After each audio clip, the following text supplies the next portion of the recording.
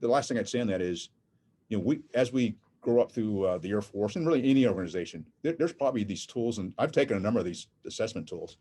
Yeah, how do you pull this stuff together and not wait till right before selection for a leadership position? It's a history of how you've done this throughout your career, and then part of that is now how do we help you if you've got a blind spot, or how do we coach you in an area that gets you, make it more competitive, so it makes it even harder for me as a leader to pick out the cream of the crop.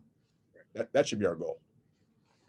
So I also think there's something to be said for those, you're looking at one, who developed a little bit later. So you have tried to lead, you didn't do too well, but the lessons that you learned because you didn't do well may bring you up to speed, or maybe push you past somebody who hasn't gone through those struggles as they developed.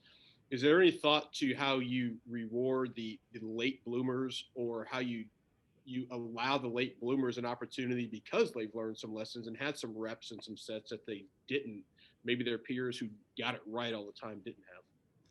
Well, there's a couple things to this, and I agree with you that I felt like in some cases I was a late bloomer as well in certain areas, based on our opening and the things I filled at. Okay.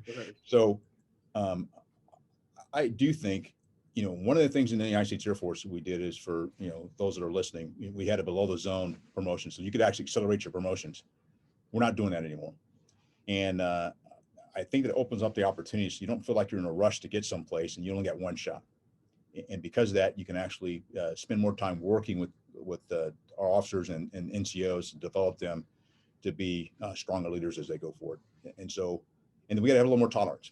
And I think as leaders, when I say tolerance, it's the fact of how do we engage with those that are subordinates that are also leaders, and how do we work with them? We'll send you off to training, then we say, okay, off you go, and then the next thing, if then you trip, and then we're figuring out what we're going to do with you versus, okay, how do we help you? And so it's really bit of a different approach.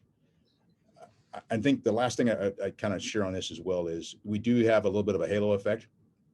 Where what I mean by that is, once you've been, deemed worthy, you continue to, and we don't want to upset that because it's going to upset somebody that was, watching this individual. We got to get past that. And in some cases, some of those that were worthy at one point are probably not worthy anymore based on, they may be reading their own press clippings and then get to a point where they get a little overconfident. I think any leader needs to have a little bit of apprehension when they walk in every day. That keeps you honest. It builds your character. And I always want to be just a little bit nervous about what I'm saying, what I'm doing. And that keeps me, keeps me on the straight and narrow.